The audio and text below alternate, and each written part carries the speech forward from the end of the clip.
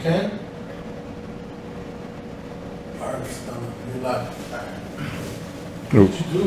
We're live now? Yeah, we're good. As in we're on the show? Yeah. So I start talking now? Yeah. No. Hey, this is live. This is a live show, y'all. We got everything going on live. Just had to get the audio fixed. We do apologize for the inconvenience, but we back. And again, today is Kobe Bryant birthday. That's what we're going to give a huge shout out to. I asked Darrian what is some of his most memorable Kobe Bryant moments. And Darren, if you could reiterate what you started off with the show with. Yeah, man, I'm gonna have to get my thoughts back together. So once again, I don't write everything I'm gonna say, so everything comes top of the head. Right. Basically, Kobe Bryant. When we talk about Kobe Bryant, we talk about a player who personifies greatness. Whether you like Kobe Bryant or whether you didn't like Kobe Bryant, one thing you couldn't deny was his impact on the game of basketball. And I think throughout our generation, everybody has a Kobe Bryant story in terms of something that he did on the court that made you say, wow, it's, being Rockets fans, we dealt with him a lot. He gave us trouble. I think we played Kobe Bryant teams. How many times the Rockets played Kobe? I remember doing a T-Mac in y'all years. It was quite a bit, man. Shane Battier. It was because it was 99. Yeah. They beat them 3-1 because I was in the opening round. I was Akeem's last playoff. Then 04 when they had Karl Malone, Gary Payton, and then 09. Right, 09. Yeah. 09. That's when Yao and T-Mac went out. But that's when they both went out, but they still made a strong run. Yeah, they went 7. Luis Scola was doing his thing that series, man. Yeah. But going back to it, everybody has Kobe Bryant moments. Was talking to my dad, who I think is watching throughout the technical difficulties. Once again, we apologize about that. We apologize, man. But him being a Laker fan and being a Kobe fan for so long, I wanted to get his, what is his thoughts? What is his definitive Kobe moment? What's your favorite Kobe moment? Right. And he told me that it was the 2010 Western Conference Finals against Phoenix. Game 6. It was the closeout game out in Phoenix. Yep. It was near the end of the game. I believe the Lakers were up by, it was like 3 or 4. Right, I remember that one. Yeah. In overtime, right? Yeah. And Kobe had the ball. Obviously, closing games. That was his job. And he was guarded by Grant Hill, who at that point, if you remember, that was Grant Hill post when he had the ankle injuries. And he really turned into a really great defender and had a real career renaissance when he went to Phoenix. Exactly. So he was a really good defender. And I guess Kobe was driving out in the corner by the three-point line.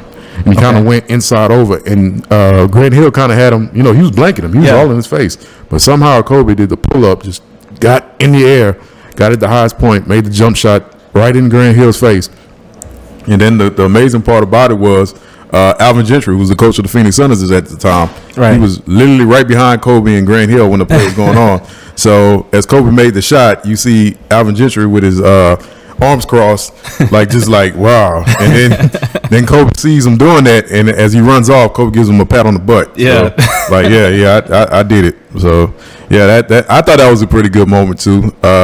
It's never ending stories with Kobe. Man, one of my favorite moments from Kobe was the 81-point performance against Toronto back in 2006. Man, that was it before? I think it was before 2006. I believe it was. Might have been 07. Well, it was 06, 07. 06? It was one of them 2 years. It was one of those 2 years, man. And he went off for 81 points, and that was just seeing how prolific of a scorer he was. He could, left hand pull up, right hand pull up. He had so many ways he can beat you off the dribble. Right. Coming off pin downs. He was a scoring machine, in my opinion. One of the top 3 greatest offensive weapons to ever touch the game. But for me, it's not really about the game with Kobe Bryant. He really left behind not just a legacy, but the Mamba mentality. Right. And that has resonated through the entire world for everyone. And that's something that resonated with me.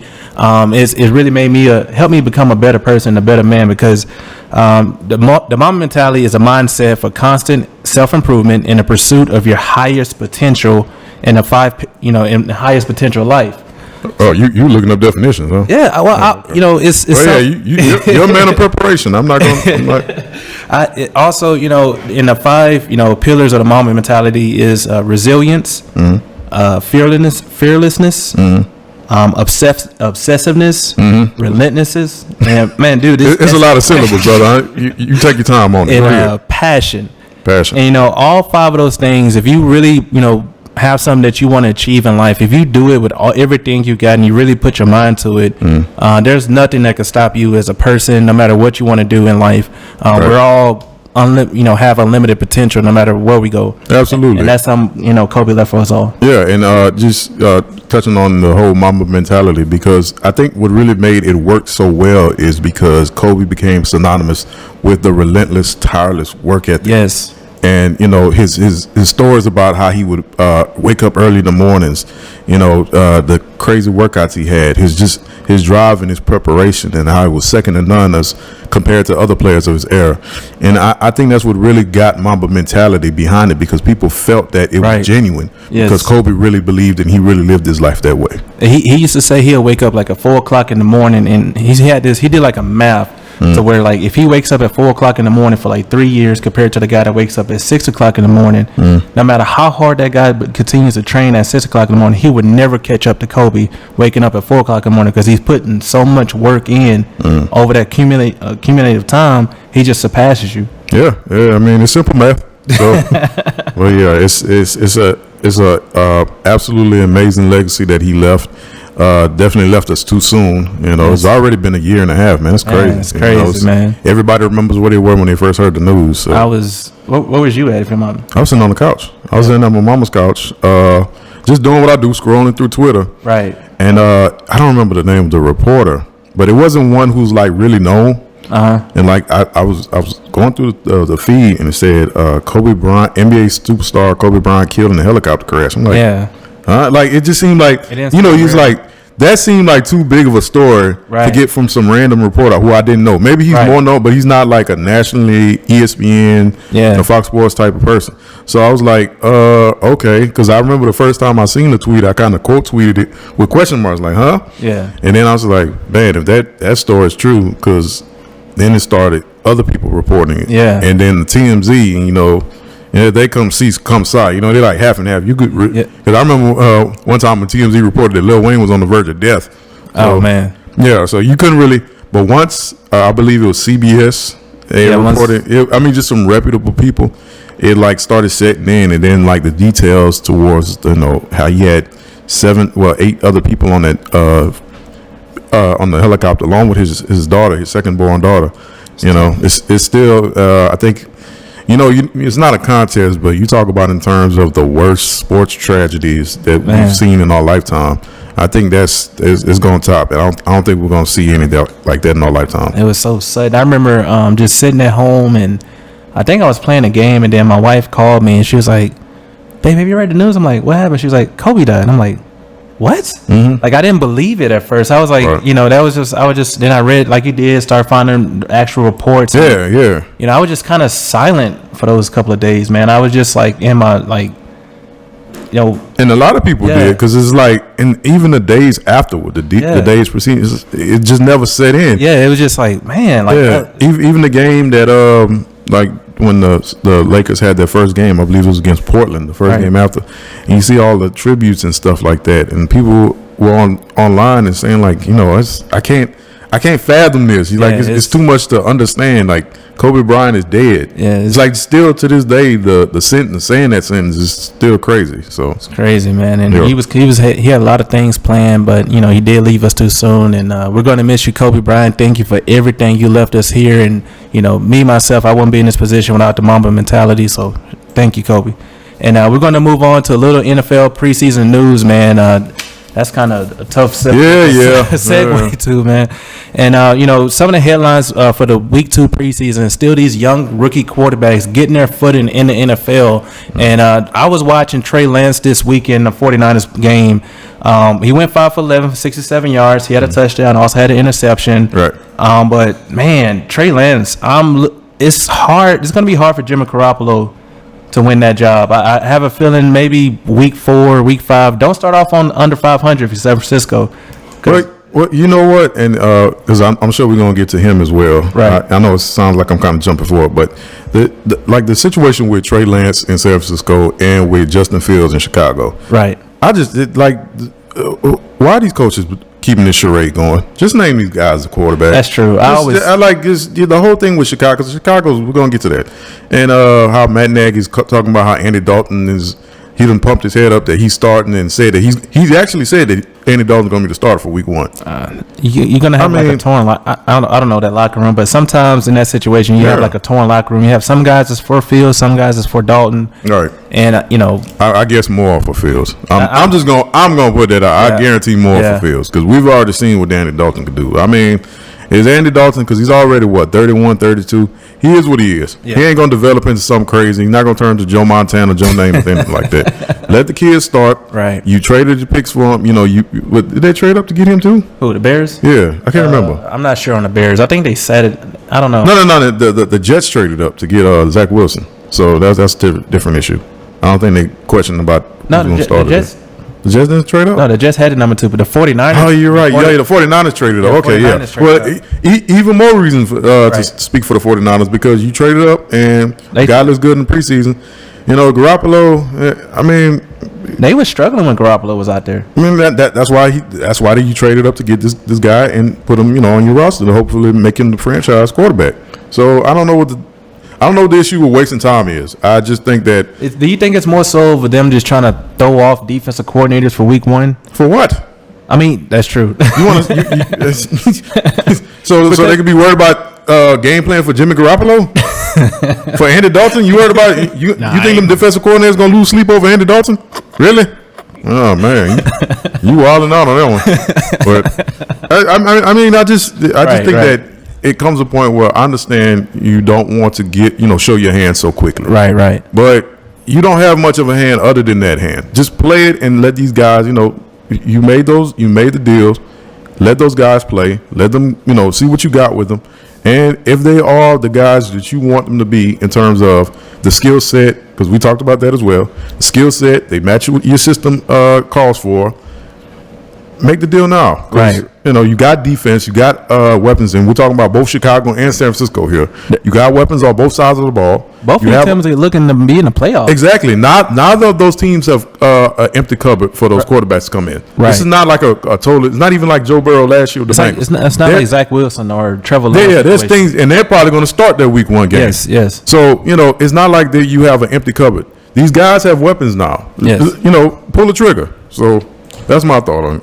And I'm with you on that. I was just watching Trey Lance in the San Francisco offense. Yeah. He was picking up first downs with his legs. He was running the bootleg offense very efficiently. He can make pretty much every throw. He hit a guy on the seam on the right side of the field. It was number 81. I can't remember his name, but it was a nice little 30-yard pass. He missed. The safety was helping over the top, and he threw it like perfect. Right. Only guys I seen make that throw was like Mahomes and Aaron Rodgers, and I'm like, man. And once Trey Lance gets that assist, I know that says a lot. Yeah. I just didn't see Trey Lance that much coming up. He went to North Dakota State. Well, no, they don't. I mean, how many North Dakota State games they play on TV? They need to start playing because they just churning out all this talent. Yeah, this is my first time really watching them. I'm like, this kid is nice. They're the Alabama of Division II. They've won like numerous consecutive national titles in what's it called? It's not called D2 anymore. It's called I think that's D1A or something. Right. The top level is called FBS. They're all kind of stupid names. I don't see why they just don't.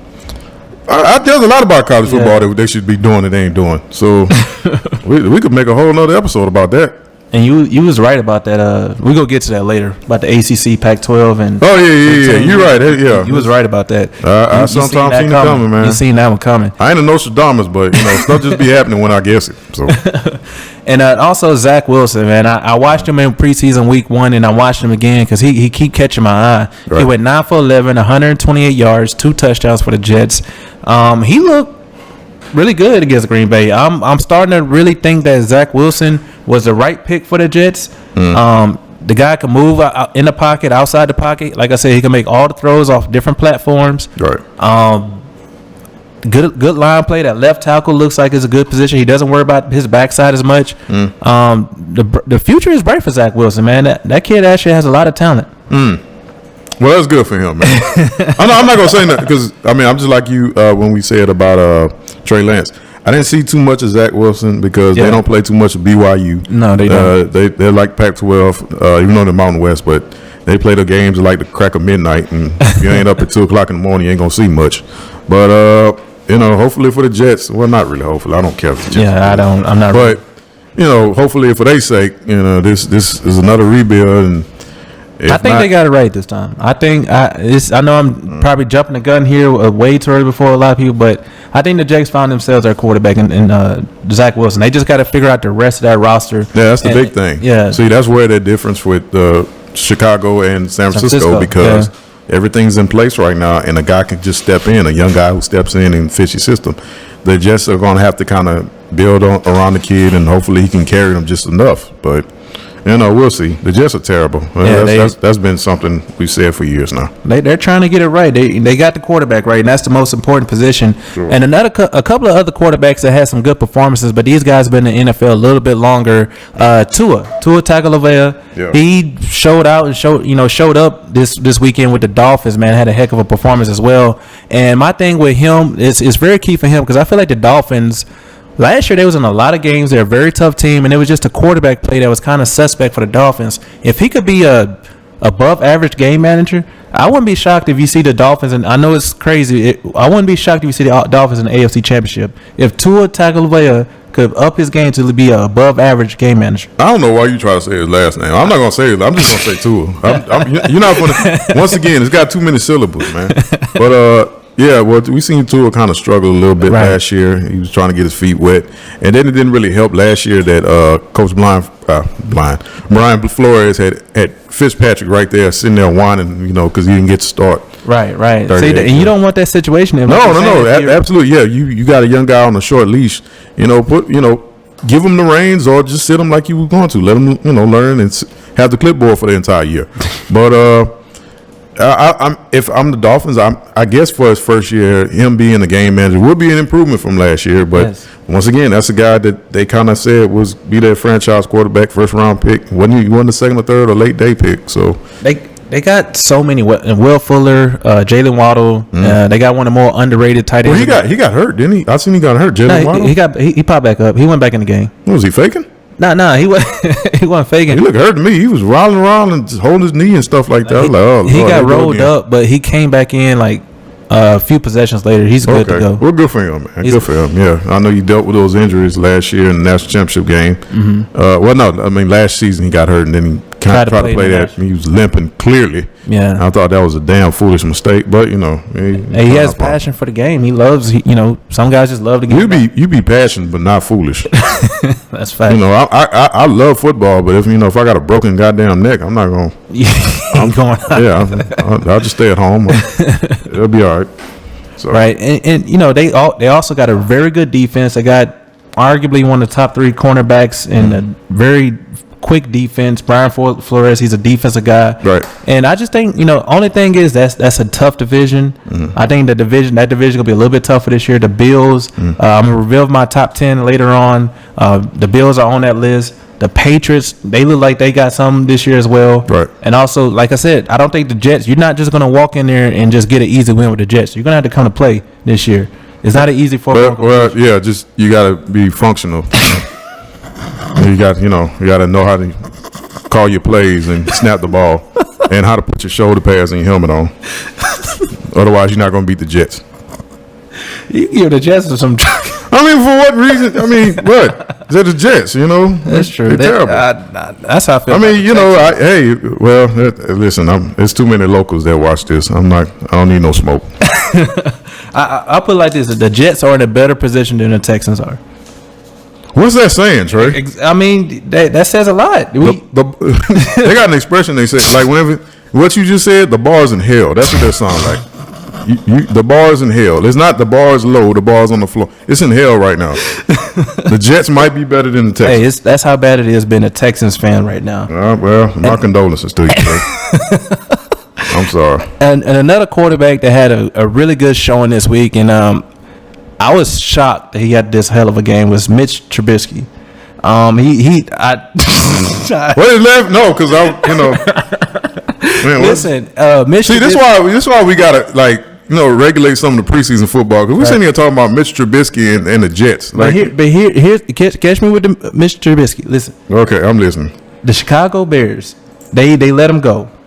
right? With good reason. With good reason, but you got to remember that Chicago weather is tough for any quarterback to play in.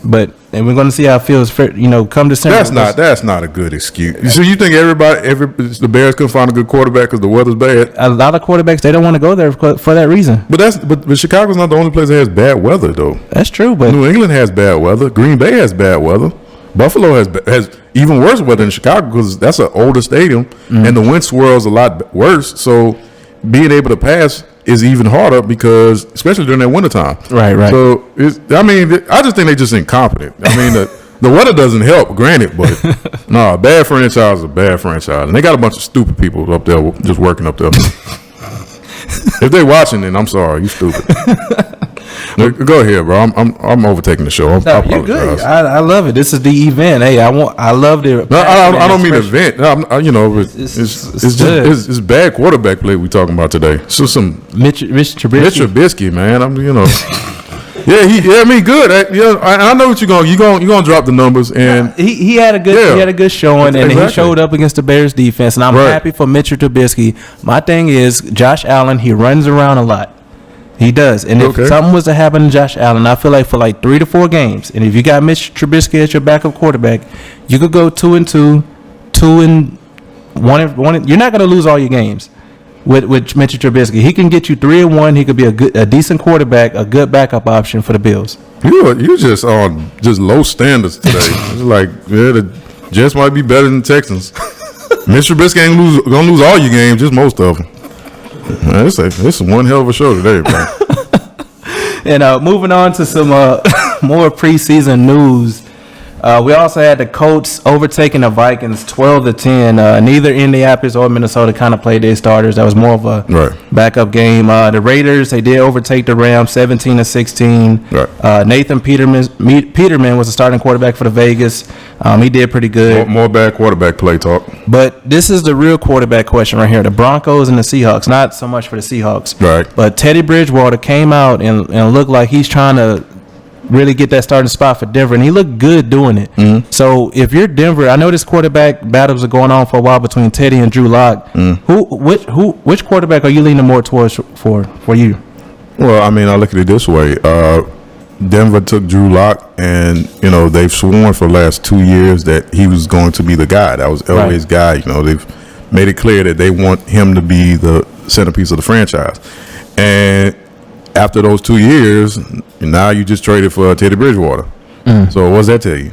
They didn't believe in him. Yeah, and now it's going into a preseason where they're having a quarterback battle. So, I mean, if you did all this to come this far, I mean, if Drew Lock was going to be that guy, he'd be that guy by now. Right. You wouldn't have a reason to trade a draft pick to bring a Teddy Bridgewater in with starting experience and, just being a really solid backup. So, my feeling, I think Bridgewater's better. Yes. And he seems to be performing well in the preseason. Denver is another team we've been talking about a lot today. Teams that have so many good weapons on both sides of the ball. And Denver's somewhat, like we talked about Jerry Jeudy not too long ago. And then we talked, I forgot that what's his name? The one that was running back for the Chargers. Gordon? Melvin Gordon, yeah. Right. Melvin Gordon is there now. And their defense is still stout, still great defensively. So they got one of the more underrated tight ends at Noah Fant, in my opinion. Noah Fant? Yeah. That kid's talented, man. Yeah. Top 5 tight end. So I think, if you're looking at Denver, they could be a team that not necessarily is a contender, but you want to be able to contend or be more competitive. It's just a division, man. It's a division. That's the problem. But that's why that's why they were in such a hurry to get a quarterback, to get somebody in to either compete with Drew Lock or to push Drew Lock to be a lot more better than he's been and a lot more consistent. And I think Teddy's that guy, but I really think Teddy might be the one that just should be leading the team anyway. So and if you're Denver, I know this is going to sound kind of crazy, but would you consider moving on off of Von Miller? Because that's a rebuilding team. I mean, they got a decent roster, but they got a bunch of young guys. Are you talking about beyond this year? Yes. To get I mean, he's getting up there. I don't really see Denver as a Super Bowl threat really at all.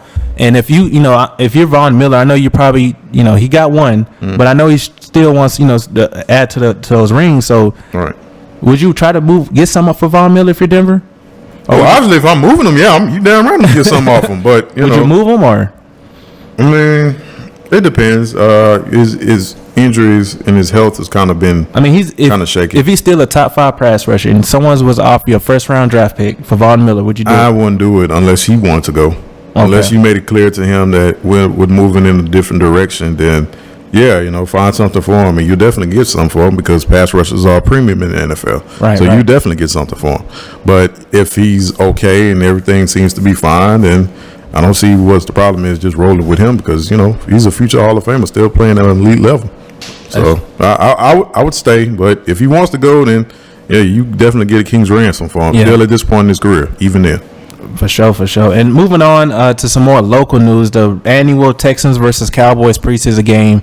The Texans did come away with the win 20-14. Right. David Mills had a pretty good game, 115 passing yards. Not too much to say about the Texans, man. I really didn't even pay attention to them, really, because, there's just nothing exciting about that team. Like, there's not one player on the Texans where I'm like, you know what, I have to go buy a ticket and go watch that team play. Not a single player. Well, ain't gonna get no argument. Yeah, I just, the Texans, man, we're in a totally different rebuild, and it's just hard for me to really focus on that team.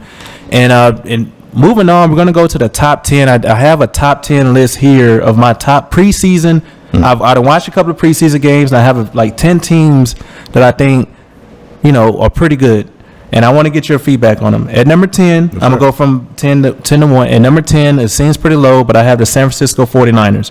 Okay. I feel like if they name Trey Lance the starter week 1, they can jump into the top 3 real quick. Right. Because they have a very dynamic offense, and their defense is second to none. They have the best pass rush, in my opinion. They also have the best middle linebacker in the game, in my opinion.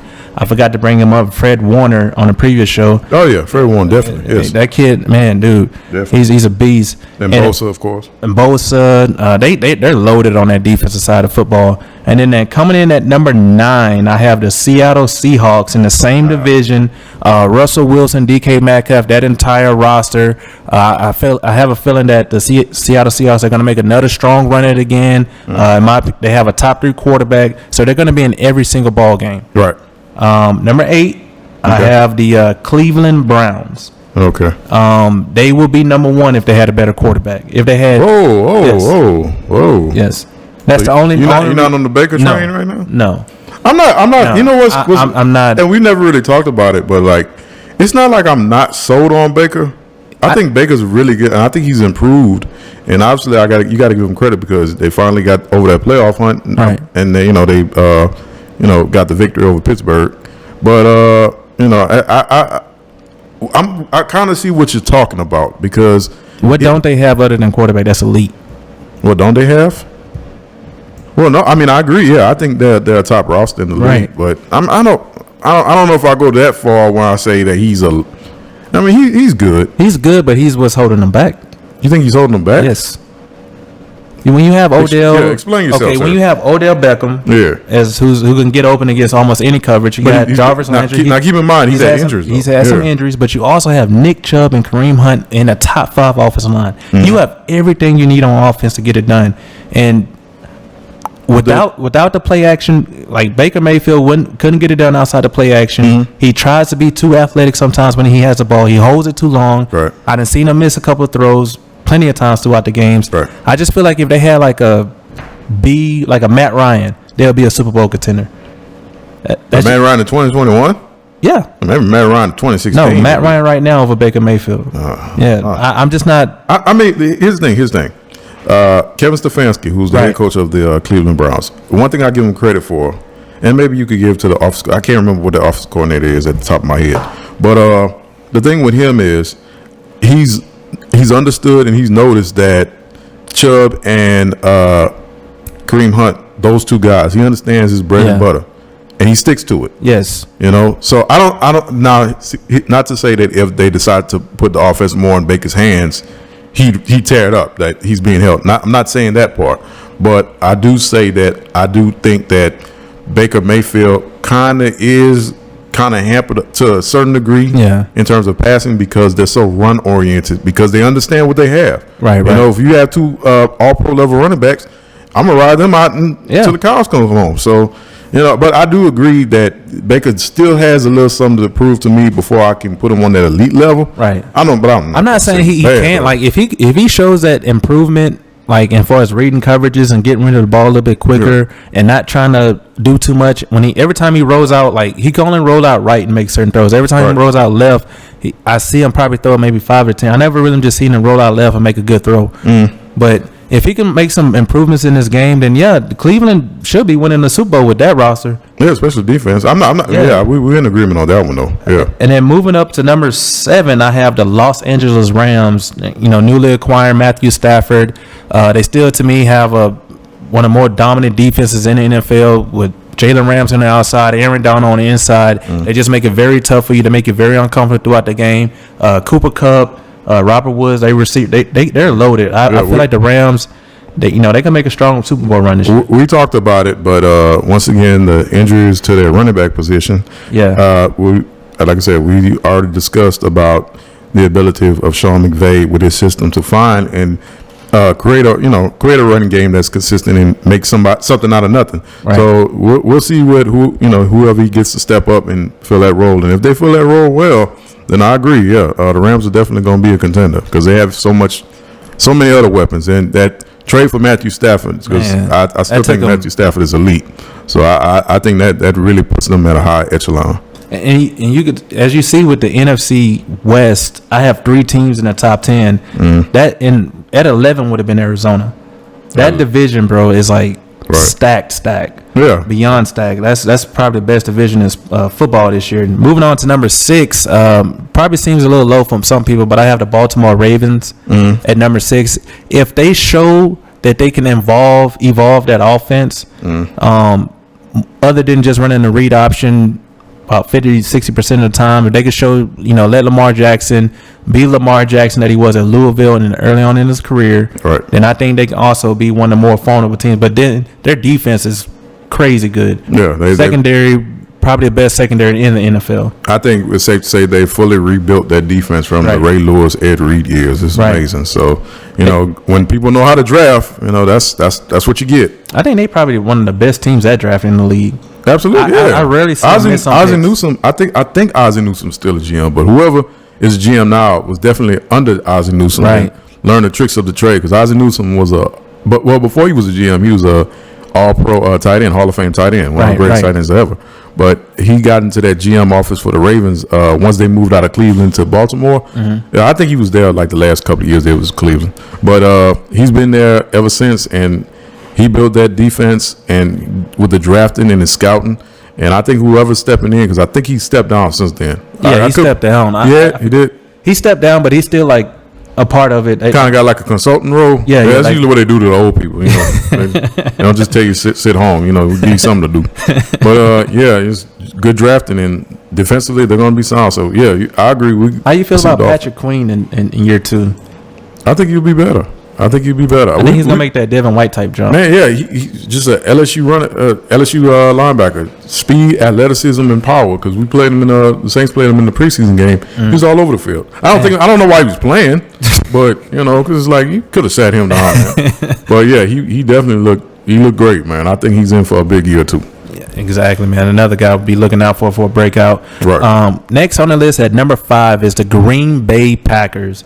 Aaron Rodgers, Aaron Jones, they got the whole crew coming back. They're just one Matt LaFleur call away from really going into the Super Bowl. Who knows what happens if they actually go for it on 4th down. Who knows if they do anything with the 3 turnovers they got in the second half. I told you a million times with that, but that's a really good point. I'm not gonna bring that up.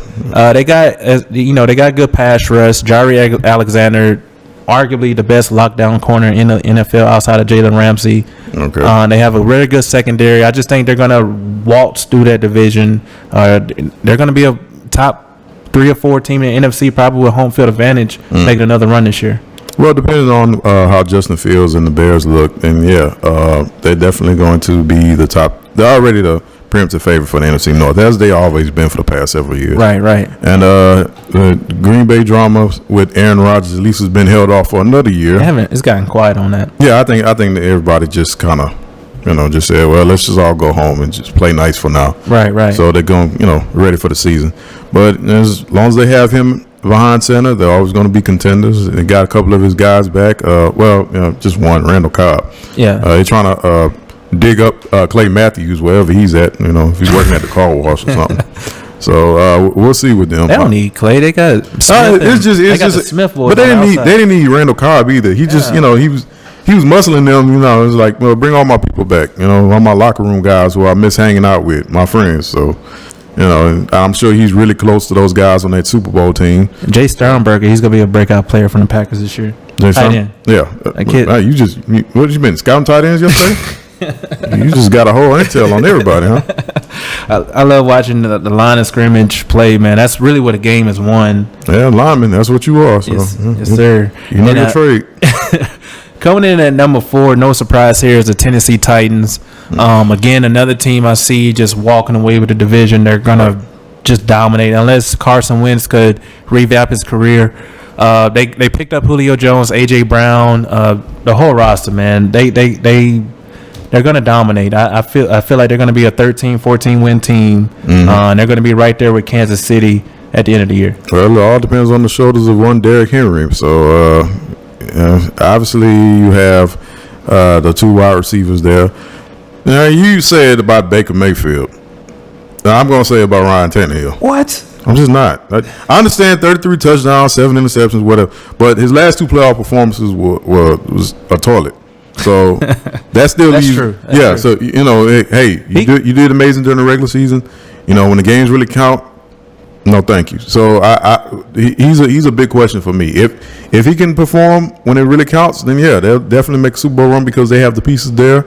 And Mike Vrabel, the head coach, has done a great job with them with the defense. So they're up there. It's just my question about them is the same as yours with Cleveland. My thing with Mark Vrabel in the whole Ryan Tannehill situation. Mike Vrabel is Mike Markle. Yeah, I feel like they should just incorporate Tannehill in the read option offense a little bit more. Because there's every time these defenders and linebackers, they're coming downhill trying to get Derrick Henry down. Right. And there's been a lot of times I watch Tennessee Titans games, especially against the Texans, that backside is wide open. And I'm just like, why don't they just have Ryan Tannehill pull it? He got some wheels. Pull it and, make that defense, hold that defensive end off. And then that allows Derrick Henry to become even more dominant. I mean, he can get more dominant than what he is now, though. I think he's pretty doggone dominant. He's pretty dominant right now, but he could be a little bit more dominant if they, in my opinion, just incorporate Ryan Tannehill in the option game just a little bit more. Oh, well, anything for keeping him from throwing, huh? Well, no, I mean that's because you got those 2 wide receivers. Yeah, so you got to get open. You got to get them some targets, but those are some 2 big receivers to have in the run game as well. Yeah, this blockers, real strong guys. I don't know if Julio can do a lot. Oh yeah, A.J. Brown. Yeah, he'll block, he'll pull, he'll tackle.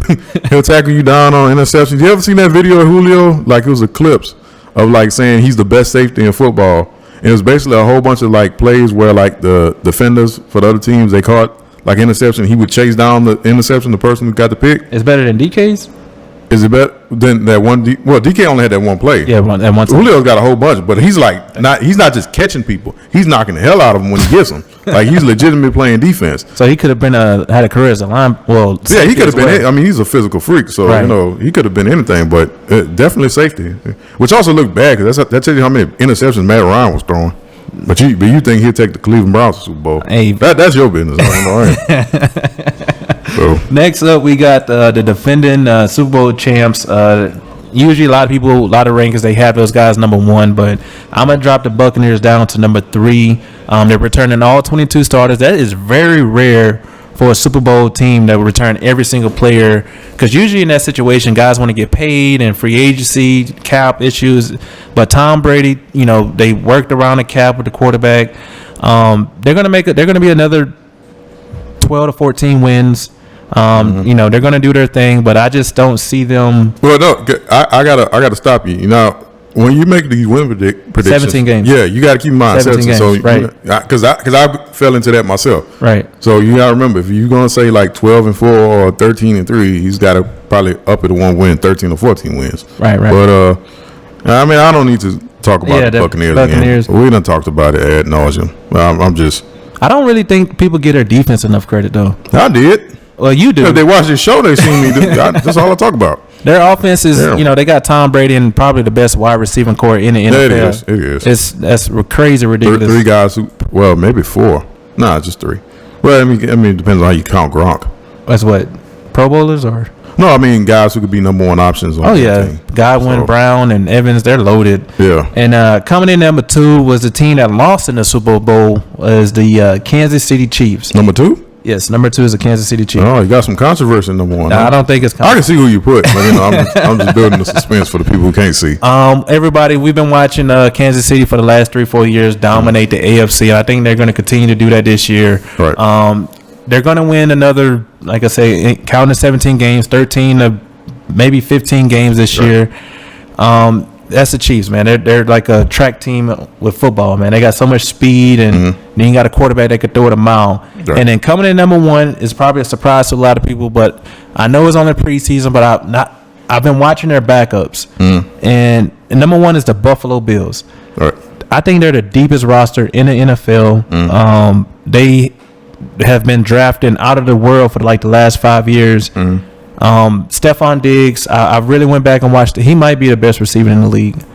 I'm not, last year no one could really cover him. No. And then Josh Allen, he can make every single throw, probably has the biggest arm in the NFL. And I think, watching him last year, he's going to make even more of a jump this year and become probably a top 3, top 5 NFL quarterback. Whenever I watch football, just like any sports in general, like, people had this expression that's like I never really understood, but I understand it now. When they talk about the sexy pick, right? You just made the sexy pick. That's everybody on the Buffalo Bills bandwagon. You think the Bills are a sexy pick? I think more so like the Chiefs. I don't like saying sexy because it sounds weird. Because you're talking about a bunch of big ass dudes on football pads. I don't talk about calling them sexy, but I mean that's what people say. I mean I would have to agree because you talk about a team with depth and. They got the young franchise quarterback already. Receiving core, we talked about Diggs, and I think I mentioned a couple of times also the addition of Mr. Emmanuel Sanders, right, who's out in New Orleans, who had 1 year of Drew Brees in his bad arm, and say that's enough of that. I'm out of here. So I mean I see where you're coming from. Buffalo definitely could be up there. Me personally, I still go with the Chiefs. The Chiefs, that's just me personally. But you got a number 2, so we really can't go wrong. My thing with the Chiefs, and it's probably being a dead horse here, is their defense. I know they kind of tuned it, try to fix it up a little bit. They got a great pass rush in Chris Jones, Tyrann Mathieu. We know who they are, but I really like how they rebuilt the offensive line for the Kansas City Chiefs. I just don't know. You got to be able to get stops. I know Patrick could put up 50 in a heartbeat on anybody, but at the same time, there's going to be some games like against Buffalo or against Tennessee. You're going to have to get those guys off the field because Tennessee can hold the ball for like 10 minutes, 8-minute drives, and keep Patrick Mahomes on the sideline. And that can get very dangerous for Kansas City. It's very hard to do it, though. Yeah, it's hard. It's easier said than done. Easier said than done. And like Patrick Mahomes make any throw in any situation, then, you can have the utmost pressure in his face. Now, we've seen it with the Super Bowl. Right. Now, granted, no quarterback in history is going to be able to be productive the way that Mahomes was with the situation they had at hand. They had no offensive line, particularly the 2 tackles were gone. Yes. So, you look at any quarterback, if you lose both of your tackles right before the big game, you in hell. Yeah, so that's what he was. That's basically what we saw. But credit to the Chiefs because they invested in the offensive line. They got even better there because they were good, but they're even better now. Trent Brown. Exactly. So Brown. Huh? Trent or Orlando Brown? It's Trent. Trent Brown. Unless wait a minute, I just sometimes be messing up names. I probably don't remember when the show's off the air. So, but going back to it, they've revamped that offensive line. So a guy who was tough to bring down anyway is going to be even more tougher to get to because he's going to be so well protected. And I understand that you have to make stops. I think that their defense over the last several years has gotten they progressively better. They have all pros. They have Tyrann Mathieu, Jones, and Fuller. Jones. Yeah, there's guys on there who can make some plays defensively. They don't need to be the 85 Bears. They can just be somewhat satisfactory on defense, and they'll still blow everybody out. As long as they're in the top half, they'll be good. Exactly. But if they, get around that 20 range, they could be in some. Well, yeah, I mean, towards the end of the year, not just against anybody, but that was the case for him in 2018 with he first won the MVP. Right. Because they couldn't really they couldn't get stops on anybody, and kind of hurt him in a AFC Championship game against the Patriots. But that's a totally different defense to me. I think that the Chiefs have increased exponentially defensively, and I think that it's going to only continue this year. As long as they stay healthy, with all the weapons, it's hard to imagine anybody knocking them off. They could, because it's football and it's crazy stuff be happening, but barring injury, injury. But I mean, just even healthy, kooky stuff happens in football. So that's my pick, but we'll see. And another thing I was watching over the weekend is the NFL Top 100, and I always pay attention to that list because it's one of those lists I don't know why. Well, because I feel like don't they give that list? They give that list to the players, and the players they do it like towards the end of the year, and the players give out the 100 best players in the league. I always feel like the best compliments come from your peers, the people that do what you do. I don't care about these dudes' opinions. I mean, it's like it's nice, but it's so wishy-washy. Yeah. Because I seen like last one year Nathan Peterman was like up there. Nathan Peterman made that? No. It was a couple years ago. They had no. There ain't no way. Nah, listen, I don't give much credibility to that list. But if you tell me Nathan Peterman was on that damn list, there was we're gonna stop talking about it right now. It wasn't this year's list. It was back in what list was he on? It was a NFL Top 100 list. Which one? I can't remember one. Oh man, no. We really unless somebody was trolling. Talk about something else. Yeah, that's a troll. It had to be. You ain't putting Nathan Peterman on there. I was like, what? He didn't even make top 100 backups. Let alone them NFL all time. Yeah, no, absolutely not. But getting back to it, it's so which one? Because last thing I seen was on Alvin Kamara. He had 14. He was 14 this year. Right, 14. He was 40 something last year. He was like 42 last year. I'm like, in 1 year, really? But they do that like. And then Mike Thomas is like 75, and Ryan Ramczyk is a multiple-time All-Pro lineman. Has never made the list. Teron Armstead, our other All-Pro lineman. Yeah, he's probably the best. For like 6-7 years, has just made the list this year. How does an All-Pro, if you've been an All-Pro multiple years, why are you first making this list? You should be one of the top 100. I think it's more of a popularity contest. Among the players? Yes. Gotta be. Because I remember 1 year. Because I watched them, the cutscene, like the players talk. Yeah, some of them be really catty and be real petty. Like, right.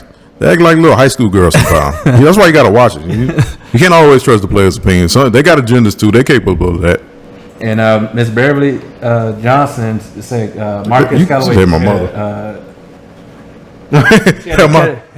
I'm sorry. We checking out the comments. Yeah, we're looking at the comments. Both of my parents have invaded and just giving a hot topic. Because first, my mom says that Callaway just made a heck for a touchdown. Oh, she's watching the Saints game. I don't care about right now. Well, good for Marquez Callaway. He's been having a really good preseason. And I want to get to my father, Mr. Stanley Valsin. He says you have the Tennessee Titans too high. At number 4? Yeah, he has. Oh, well, he might say the same thing. Hey, Pop, I know I don't know what your angle is, but I'm just saying that Tannehill thing. I'm not sold on it. I'm just not sold. Here's the reason why. And nice to meet you, Mr. Stanley Valsin. You met him already. You commented already. The reason why I have the Tennessee Titans so high is a lot of things go on this list. Is a combination of if like the Titans, that division is really bad. The Jaguars are bad. The Texans are bad, and the Colts without Carson Wentz and Quentin Nelson are going to be really bad. I think that the Titans get an easy 6-7 wins this year, and they get home field advantage come playoff time. Right. And who knows what can happen if everything has to run through Tennessee. I really feel like they can make a strong push. Yeah. So it's the division. Yeah, it's more so the division, and the talent. And they acquired Julio. Okay. But I get why a lot of people say it's too high, but it has a lot more to do with the Texans being bad, the Jaguars being bad, and the Colts being bad as well. Okay, well, And that's why the 49ers and the Seahawks and the Rams aren't as high as where I really want them to be. right. Because they're just going to be beating each other up in that division. That's true. That's You true. know? The divisional foes matter because when you're in the gauntlet, it's tough sometimes. So yeah, probably that's why. And back to that 100 list, they had, to me, Lamar Jackson way too low. Where are they now? Are they on the top 10? Yeah, they get into the top 10. Okay. Where they have Lamar at? They had Lamar at 24. 24? Last year he was ranked number 1, I think. I believe. He was number 1? Yeah. So I don't even. I keep up with it because I think it's intriguing. But now that you mention it, the fact that they didn't have Ramczyk or the left tackle, Teron Armstead on there for the Saints, I'm like, yo, those are arguably the two best bookend tackles in the league right now. Right. And for those guys not to be one appearance between the two of them in their careers, right? So because Ramczyk's been around since 2017, using that amazing class we had with Kamara, Marcus Williams, right. And then but Armstead's been there longer. He's been since like 2015. So it's ridiculous. So that's why I take it with a grain of salt, man. But I think the Saints still gonna be pretty good this year. But anyway, they had Lamar Jackson ranked number 24, and I'm just like, I feel like Lamar Jackson is he came out with such a great coming out party that he set the bar for himself so high. That sometimes hurts. And that he's really, like, people are not appreciating how good he's still playing. Last year in the playoff game against the Bills when they lost, Lamar Jackson was still doing his thing. Right. And all across TV, all I seen was, oh, can you win with Lamar? Can you do it with Lamar? I'm like, yo, since he stepped foot on the field in Baltimore, they done nothing but win. Absolutely. They came up short against some very good opponents in the playoff game, but Lamar Jackson has been a winning quarterback since he stepped foot in the football. Yeah. So this whole thing about him not being a top 5 or top 10 quarterback is just crazy. But I think a big part of that is the current stigma and the ongoing stigma about the type of quarterback that he is. Because running quarterbacks are always not, people are always waiting for the bottom to fall out. That's just that's why I said I hope that he progresses more as a passer, so that he takes all the doubt that all the people, the people, the naysayers have about him. Because I do think that he's a great quarterback. Athleticism be damned. But it goes back to your point. You made a great point about it. Winning the Super Bowl, winning MVP so soon, expectations are going to come with that. So, because even Mahomes, to a certain degree, had that expectation as well, and he still has it now. So, I think Lamar's fine. I do think he's one of I already said top 5 quarterback in the league right now. Right. So, I'm not worried about it. I just think that the best thing for him is to continue progressing as a passer, become even more efficient in the pocket, right? And that's he's just gonna grow from there because the athleticism is already there. He can still make plays with his feet. It's just a simple situation of whether or not he's going to get better from just throwing the ball. And I think he's pretty good at throwing the ball. He is. There's been times where he comes out the pocket and he does like a little side arm. That's why that's special. That's why I have faith that he can do it. Right. Because I've seen him do it in college. Yes. I've seen him do it because we talked about it already. He came from a traditional pro style offense at Louisville. They didn't run none of that spread option, crazy gimmicky stuff. He ran an NFL offense. Yeah, Bobby Petrino at Louisville ran a traditional pro style offense, and he ran it to perfection all the way to the Heisman Trophy. Right. So that's why I have the faith I have in Lamar. And some of those players, they probably gonna be when they probably inspired Lamar Jackson. Him seeing himself that low on that list, that man go come back with a vengeance for the Baltimore Ravens. Sure. And I wanted to touch bases on a conversation we had on last week. Was the we was talking about Damian Lillard and Steph Curry, and I was saying how, in my opinion, I feel like Steph can be replaced by a couple of guys in those Warriors run. Okay. And where you going with this? You finna say something crazy. Let me just. All right, let's go, Trey. James Harden. Okay. I really feel like if you put Harden on the Warriors, that what is the problem? Because when a lot of people and you was one of them as well. Okay. You guys people act like Harden. Like when people talk about Curry, they talk about Curry on this level, and they put Harden here, and I'm like, it's not like that. But no, listen to what me. It's listen right to like they're the same level. Guys, I know where you're going with this. Right. Now, I want to make something very, very clear. Okay, I do understand where you. Now, when we had the debate on the untelevised episode of the event, we had the debate about Curry and Dame Lillard. Right. And I said I would prefer Curry. Right. And the only reason why I said it, looking back on it, I do understand your point about in terms of similarities of the players and what one brings to the other and what kind of talent the other one has compared to the other. Right. I just picked Curry because one, it was safe. It's a safe pick. And then two, I just think that everything he did, in my heart of hearts, I just feel like Curry does it more and more efficient, just a little bit. I think it's not. I will give Dame. It's right there. Right. He's right there. In terms of, talk about best outside shooters or just guys who just score off the dribble in terms of, point guards. It's him, Curry, Kyrie. Right. So, I'm not denigrating Dame at all. Yeah. So, now going to the Harden thing.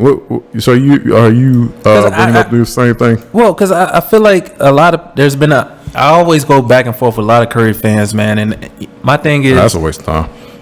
If Curry was so great as everybody keep hyping him up, and he's a great player, don't get me wrong, the greatest shooter to ever do it. Right. But how come he couldn't get the Warriors to the playoffs the past couple of years? I seen Harden take without Mike D'Antoni, coached by Kevin McHale, second best player being Donatas Matajunas and Terrence Jones to 56 wins. I agree. Why can't Curry do that? I asked that same question. You know what I mean? If he's on the same level as Harden, and Harden got the Rockets to the playoffs every single year he was in Houston, he never missed the playoffs. The worst year we had was we was 41-41 the first year we had Dwight. Second year we had Dwight. Well, here's the thing. I think that if you want to just say player to player, you might think Curry's better. Right. But you can also make an argument that maybe player to player, Harden is more, just his style and just the way he plays is more conducive to carrying a team than Curry is. Okay. Does that make sense? I could go with that. I think Harden, and we talked about it once again on the untelevised episode of the event. We talked about it. James is he gets this reputation of a ball hog, which I don't understand because he's a very willing passer. Yes, and he's very willing to get his teammates involved, and that's what he did that 2017 season, the year before they got CP3. Right, they won 56 games. Yes, and then went to the conference semifinals. He's capable of doing that, and to me that is obviously more conducive to a team being better. Right. You're making everybody involved. Nobody just kind of standing around. Nobody's just trying to Even find a way in offense. Even when he had Kevin McHale, he was going off. It wasn't just with Mike D'Antoni. That Kevin. The 2015 team when he almost won the MVP. Right. That's another good example. That was the year. Well, no, 2014. No, 2014. 14. That's when Dwight only played 41 games. 15, he came back, but he wasn't. He wasn't. He was washed. Yeah. But but that goes to my point. He's more his style. He doesn't have to if you're on the James Harden team, you're not going to have to find your way in offense because he's going to place you in.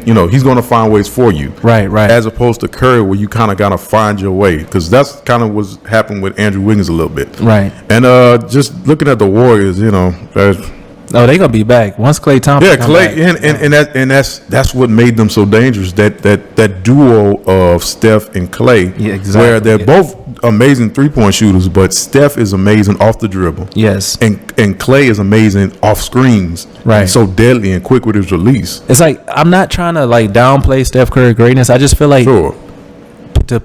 for people to appreciate the Warriors, people had to really realize how important Klay Thompson actually was to that run. Exactly. And, a lot of people just kind of give Steph Curry all the praise. And I'm like, man, it goes 50-50 in my opinion. Klay has just as much is very important in Curry career, and Curry is very important in Klay career. Yeah, I talked about it.